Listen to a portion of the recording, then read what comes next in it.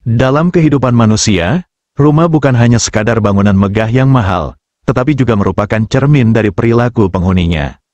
Sebuah rumah yang diridai oleh Allah dan Rasul-Nya menjadi tempat kediaman yang diberkahi, dihiasi dengan kehadiran malaikat yang membawa berkah. Namun, sebaliknya, ada rumah yang tidak disukai oleh Allah dan Rasul-Nya, bahkan malaikat pun menjauhinya. Pertanyaannya, rumah seperti apa yang tidak disukai oleh mereka, dan mengapa malaikat enggan memasukinya? Simak video ini sampai selesai.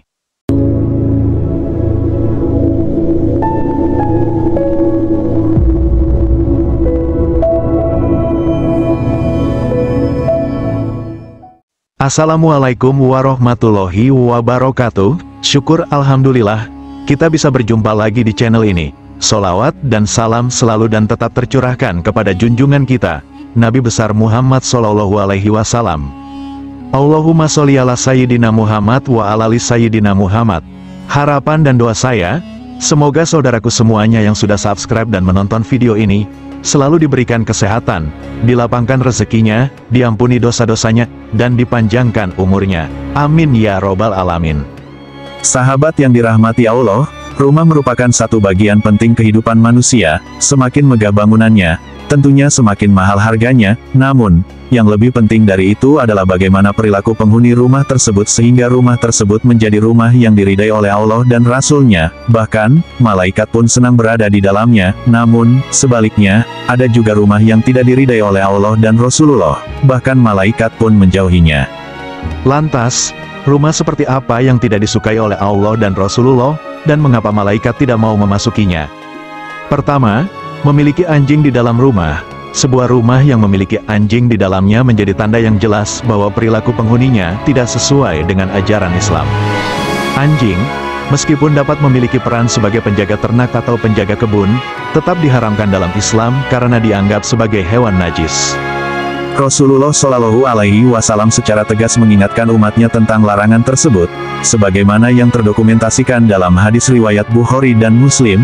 Kehadiran anjing dalam rumah tidak hanya menciptakan ketidakbersihan secara fisik, tetapi juga menandakan ketidakhadiran kebersihan spiritual dan kesucian lingkungan di dalam rumah tersebut. Maka, tidaklah mengherankan jika malaikat enggan memasuki rumah yang tercemar dengan keberadaan anjing. Yang kedua, rumah yang kotor dan berbau tidak sedap. Rumah yang kotor dan berbau tidak sedap juga menjadi penanda bahwa penghuninya kurang memperhatikan nilai-nilai kebersihan dan kesucian yang ditegaskan dalam Islam. Rasulullah Shallallahu Alaihi Wasallam mengajarkan kepada umatnya bahwa kebersihan adalah bagian dari iman. Beliau bahkan menyatakan bahwa malaikat pun merasakan ketidaknyamanan akibat aroma yang tidak sedap, sebagaimana manusia.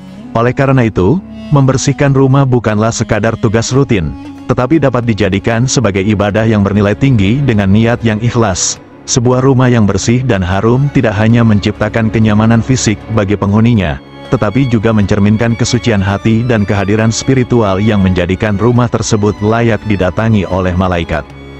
Ketiga, rumah yang jarang dibacakan Al-Quran. Sebuah rumah yang jarang dibacakan Al-Quran menandakan kurangnya kedekatan dengan sumber kebijaksanaan dan petunjuk yang tertinggi dalam Islam.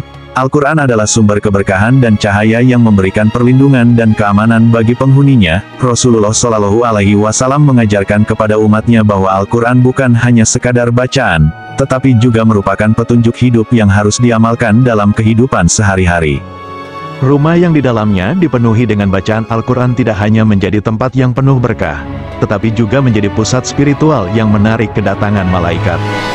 Kehadiran Al-Quran dalam rumah tidak hanya melindungi dari bahaya fisik, tetapi juga membawa keberkahan dan keberkahan spiritual bagi penghuninya. Oleh karena itu, membaca Al-Quran secara rutin dan menghidupkan pesan-pesannya dalam kehidupan sehari-hari menjadi penting untuk menjadikan rumah sebagai tempat yang diridai oleh Allah Subhanahu wa Ta'ala dan dihuni oleh malaikat. Keempat, penghuninya jarang bersedekah. Sebuah rumah yang penghuninya jarang bersedekah menandakan kurangnya kepedulian terhadap sesama dan kurangnya keikhlasan dalam berbagi rezeki yang telah diberikan oleh Allah Subhanahu wa Ta'ala. Sedekah merupakan salah satu sifat yang amat disukai oleh Allah Subhanahu wa Ta'ala dan malaikatnya. Rasulullah Shallallahu Alaihi Wasallam mengajarkan kepada umatnya pentingnya berbagi rezeki kepada yang membutuhkan, baik dalam bentuk harta maupun dalam bentuk kebaikan dan bantuan sosial. Rumah yang aktif dalam beramal sedekah tidak hanya menciptakan keberkahan dalam rezeki yang dimiliki, tetapi juga menarik rahmat dan berkah dari Allah Subhanahu wa Ta'ala serta kehadiran malaikat yang membawa kebaikan. Dengan berbagi kepada sesama, penghuni rumah memperluas lingkaran kasih dan memberikan dampak positif bagi masyarakat sekitar.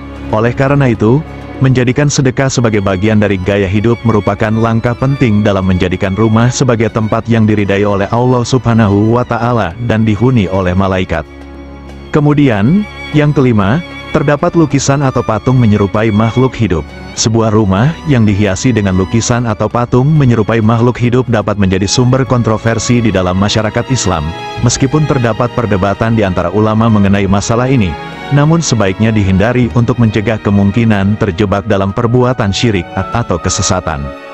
Kehadiran lukisan atau patung yang menyerupai makhluk hidup dalam rumah dapat menimbulkan risiko terhadap kemungkinan penghambaan terhadap objek tersebut, yang bertentangan dengan ajaran Tauhid Islam.